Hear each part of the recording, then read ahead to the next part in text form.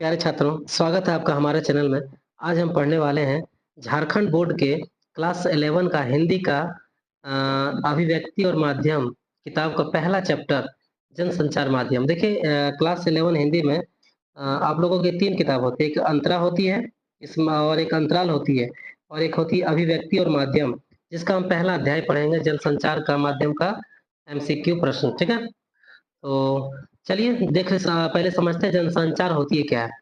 मतलब लोगों से कई लोगों तक अपने विचार जब जाती है, प्रस्तुत होती है, उसे हम जनसंचार कहते हैं। ठीक है?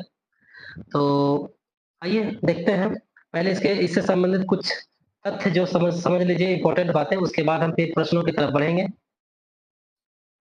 देखिए, संचार शब्द की उत्पत्ति जो हुई है, वो चर धातु से हुई है, जिसका अर्थ है चलना या एक स्थान से दूसरे स्थान तक पहुंचना। टेलीफोन के तार या बेतार के जरिए मौखिक या लिखित संदेश को एक जगह से दूसरी जगह भेजने को ही संचार कहा जाता है। संचार दो या दो से अधिक व्यक्तियों के बीच सूचनाओं, विचारों और भावनाओं का आदान प्रदान है। ठीक है? अब देखिए, भारत में कहा जाता है कि भारत का पहला या फिर आधुनिक या फिर भारत का पहला समाचार वाचक माना जाता है, वो देवर्षि नारद थे। ठीक है? जो वीणा की मधुर झनकार के साथ धरती और देवलोक के बीच संवाद पहुंचाते थे। ठीक है? वीणा की झनकार के साथ, तो देवर्षि नारद को भी हम संचार का एक दूत कह सकते हैं। ठीक है? तो आइए हम बढ़ते हैं प्रश्नों की तरफ। ठीक है? तो देखिए, पहला प्रश्न है आपके सामने। पहला प्रश्न है, संचार का अर्थ क्या है? पहला ऑप्शन है दो लोगों के बीच संवाद, एक व्यक्ति से बहुत सारे लोगों तक संदेश पहुंचाना, केवल एक व्यक्ति से दूसरे व्यक्ति तक संदेश पहुंचाना, इनमें से कोई नहीं। तो इसका आंसर हो जाएगा आपका एक व्यक्ति से बहुत सारे सारे लोगों तक संदेश पहुंचाना। ऑप्शन नंबर ख, दूसरा ऑप्शन हो जाएगा। ठीक है? चलिए अगला प्रश्न देखते हैं। जनसंचार के प्रमुख माध्यम क्या है? समाचार पत्र, रेडियो, टेलीविजन, केवल रेडियो, या फिर केवल रेडियो, क्या हो जाएगा इनमें से कोई नहीं? तो ये सभी हो जाएंगे। ठीक है? जनसंचार के माध्यम। ठीक है? चलिए अगला प्रश्न देखते हैं हम। निम्न में से आधुनिक संचार का माध्यम नहीं है, मतलब इनमें से नहीं है। ठीक है? ध्यान से देखिएगा, प्रश्न परीक्षा में कभी कभी नहीं नहीं दिखता है। ठीक है? नुक्कड़ नाटक, अखबार, रेडियो, फेसबुक, क्या हो जाएगा? हो जाएगा इसका आंसर हो जाएगा नुक्कड़ नाटक। ठीक है? चलिए अगला प्रश्न देखते हैं। अगला प्रश्न देखते हैं कि निम्न में से आधुनिक संचार का माध्यम है, क्या है? Print media, electronic media, social media, इनमें से सभी। देखिए आज के अभी जो आधुनिक भारत में है, प्रिंट मीडिया, समाचार पत्र हो गया, इलेक्ट्रॉनिक मीडिया हो गया, सोशल मीडिया हो गया, ये सारे जनसंचार के माध्यम, क्योंकि उनसे भी हमें बहुत सारी खबरें पता चलती है। ठीक है? खबरें हमें जानकारी मिलती है। ठीक है? बहुत सारे समाचार। ठीक है? चलिए अगला प्रश्न देखते हैं। मीडिया अखबार को लोकतंत्र का कौन सा स्तंभ कहा जाता है? ठीक है? मीडिया अखबार को लोकतंत्र का कौन सा स्तंभ कहा जाता है? ठीक है? तो आप लोग जानते हैं इसे चौथा स्तंभ कहा जाता है। ठीक है? चौथा स्तंभ कहा जाता है। ठीक है? चलिए अगला प्रश्न देखते हैं। विविध भारती सेवा की शुरुआत कब हुई थी? विविध भारती सेवा जो है, ये विविध भारती जो है एक रेडियो स्टेशन होती थी। ठीक है? पहले जो रेडियो चलती थी, अब तो रेडियो लुप्त हो गई है। तो एक स्टेशन होती थी विविध भारती। ठीक है? उसका शुरुआत कब हुई है? 1957, 1959, 1975, 1936 में। तो इसका शुरुआत हुई 1957 में, याद रखिएगा। ठीक है? और हमारे चैनल में आए हैं तो लाइक शेयर सब्सक्राइब जरूर करिएगा। ठीक है? चलिए अगला प्रश्न देखते हैं। अगला प्रश्न देखते हैं हम।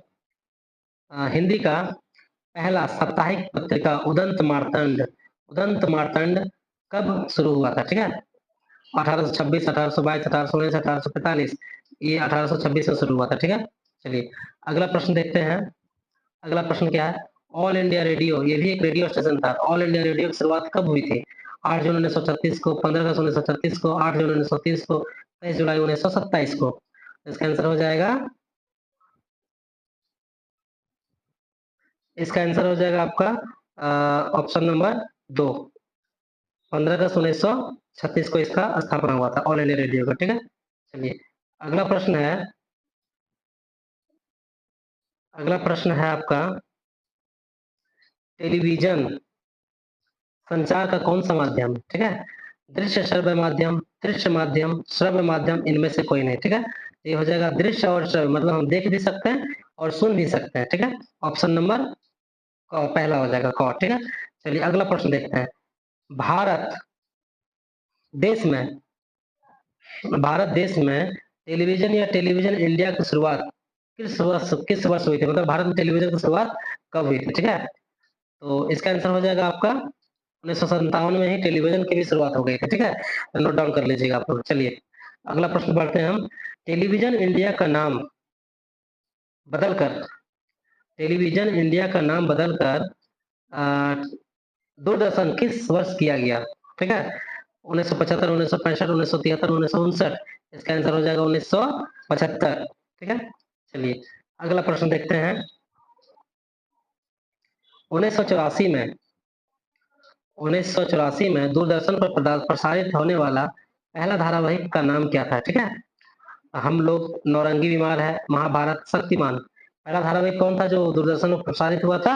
हो जाएगा ऑप्शन हम लोग। पहला ऑप्शन हम लोग, ठीक है? ये धारावाहिक सबसे पहले चला था दूरदर्शन में, ठीक है? चलिए अगला प्रश्न की ओर तरफ बढ़ते हैं, ठीक है?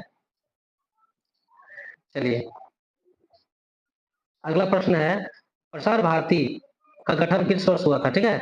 1997, 1996, 1998, 1957। इसका आंसर हो जाएगा 1997, ठीक है? चलिए अगला प्रश्न देखते हैं। अगला प्रश्न है, खबर की घटना खबर की घटना का सीधा प्रसारण क्या कहलाता है? Live, highlights, phone in, anchor packing, क्या कहलाता है? लाइव कहता है कि हम जैसे आज क्रिकेट मैच हम लोग देते हैं, बोलते हैं लाइव चल रहा है, मतलब सीधा एकदम प्रसारण हो रहा है स्टेडियम से, ठीक है? लाइव प्रसारण, तो घटना का सीधा प्रसारण कोई भी चीज, क्रिकेट हो गया, नेता कहीं भाषण दे रहा है, लाइव चल रहा है, तो मत समझिए कि एकदम सीधा प्रसारण हो रहा है वहीं से, ठीक है? चलिए अगला प्रश्न देखते हैं। समाचार पत्र की शैली समाचार पत्र की शैली क्या कहलाती है? कथात्मक शैली, उल्टा पिरामिड शैली, व्यंग्यात्मक शैली, निबंधात्मक शैली, क्या कहलाती है ये कहलाती है उल्टा पिरामिड शैली, ठीक है? चलिए अगला प्रश्न देखते हैं। अगला प्रश्न है, भारतीय सिनेमा के पितामह किसे कहा जाता है? भारतीय सिनेमा के पितामह किसे कहा जाता है, ठीक है? सत्यजीत रे को, दादा साहब फाल्के को, पृथ्वीराज कपूर को, वारेन घोष को, किसे कहा जाता है? तो दादा साहब फाल्के को कहा जाता है, ठीक है? चलिए अगला प्रश्न देखते हैं। इंटरनेट पत्रकारिता क्या है? इंटरनेट पत्रकारिता क्या है? ऑप्शन देखते हैं। इंटरनेट पर खबरों का आदान प्रदान व समाचार पत्रों का प्रकाशन, इंटरनेट पर निजी पत्र भेजना, इंटरनेट पर रिपोर्टिंग करना, ये सभी क्या है? ये इंटरनेट पर खबरों का आदान प्रदान व समाचार पत्रों का प्रकाशन हो गया इंटरनेट पत्रकारिता, ठीक है? चलिए अगला प्रश्न देखते हैं। अगला प्रश्न है, ईमेल का विस्तृत रूप क्या है? मतलब इसे ईमेल को हम क्या कहते हैं? इलेक्ट्रॉनिक मेल कहते हैं। क्या कहते हैं? इलेक्ट्रॉनिक मेल कहते हैं, ईमेल का फुल फॉर्म, ठीक है? चलिए अगला प्रश्न देखते हैं। निम्नलिखित में से सोशल मीडिया का उदाहरण क्या है? निम्नलिखित में से सोशल मीडिया का उदाहरण क्या है, ठीक है? वेबसाइट, ठीक है? वेबसाइट हो गया, फेसबुक हो गया, ट्विटर हो गया, ये सभी, इसका आंसर हो जाएगा ये सभी सभी सोशल मीडिया के उदाहरण है। अगला प्रश्न देखते हैं। अगला प्रश्न है, डब्ल्यू के आविष्कारक कौन थे? Larry Page, Mark Zuckerberg, Tim Berners-Lee, Sundar Pichai. इसके कौन थे इसके संस्थापक आविष्कारक? डब्ल्यू के टिम बर्नर्स-ली थे, ठीक है? चलिए अगला प्रश्न देखते हैं। राष्ट्रीय हिंदी पत्रकारिता दिवस कब मनाया जाता है? राष्ट्रीय हिंदी पत्रकारिता दिवस कब मनाया जाता है? 15 मई, 30 मई, 23 मई, 2 मई। कब मनाई जाती है? तो 30 मई को मनाई जाती है, ठीक है? चलिए ठीक है। अगला प्रश्न देखते हैं। संचार शब्द की उत्पत्ति देखिए हम पहले बता भी चुके थे, ये चर धातु से हुई है, ठीक है? चलिए अगला प्रश्न देखते हैं। संचार का अर्थ क्या होता है? संचार का अर्थ भी आपको हम बता दिए थे, चलना होता है, ठीक है? चलिए अगला प्रश्न देखते हैं। प्राप्त संदेश का कूटवाचन कौन करता है? ठीक है, प्राप्तकर्ता करता है, ठीक है? प्राप्त संदेश जो होती है उसका कूटवाचन कौन करता है? प्राप्तकर्ता। जो जिसे खबर मिलती है तब ना वो फिर प्रतिक्रिया देती है। चलिए अगला प्रश्न देखते हैं। अगला प्रश्न है, जनसंचार का अंग्रेजी रूपांतरण क्या है? ठीक है? तो इसका अंग्रेजी में इसे क्या कहते हैं? Mass communication. ठीक है?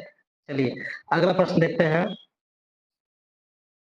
अगला प्रश्न है, कक्षा समूह में आपसी विचार विमर्श संचार के किस माध्यम का उदाहरण है? ऑप्शन देखते हैं, अंतर व्यक्ति संचार, जन संचार, समूह संचार, अंतर व्यक्ति संचार। तो ये किसकी कक्षा में जो आपसी बच्चे लोग जो आपस में विचार विमर्श करते हैं या डिस्कशन करते हैं, ग्रुप डिस्कशन करते हैं, वो किसका उदाहरण है? वो उदाहरण है समूह संचार का। ठीक है? चलिए अगला प्रश्न देखते हैं।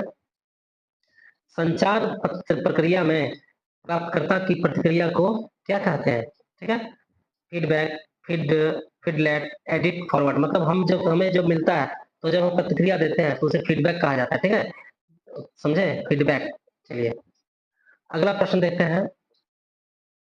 प्राप्त प्राप्त संदेश में निहित अर्थ को समझने की कोशिश क्या है? ठीक है? Decoding, encoding, encoding, recording. वो क्या है? वो डिकोडिंग है। ठीक है? चलिए अगला प्रश्न देखते हैं। अगला प्रश्न है आपका, फीडबैक के अनुसार संदेश में सुधार कौन करता है? अगर आप हम जैसा कि आप फीडबैक दिए, तो सामने वाला सुधार करेगा ना? सामने वाला ही ना सुधार करे, जो आपको समाचार दिया, आप ही ना उसे फीडबैक दे रहे हैं।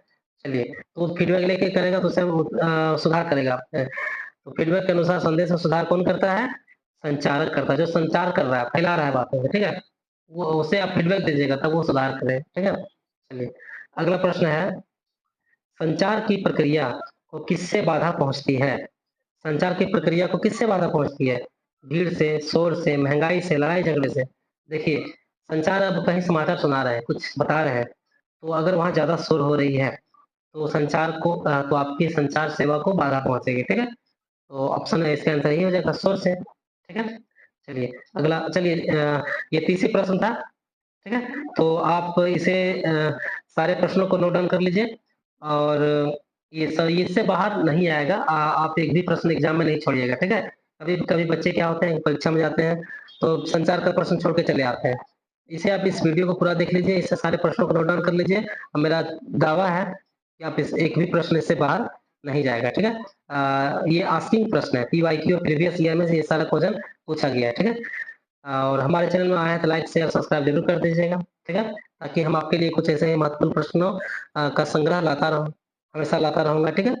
आप सब्सक्राइब कर दीजिएगा ताकि हमें हौसला मिलेगा। ठीक है? धन्यवाद, मिलते हैं अगली क्लास में।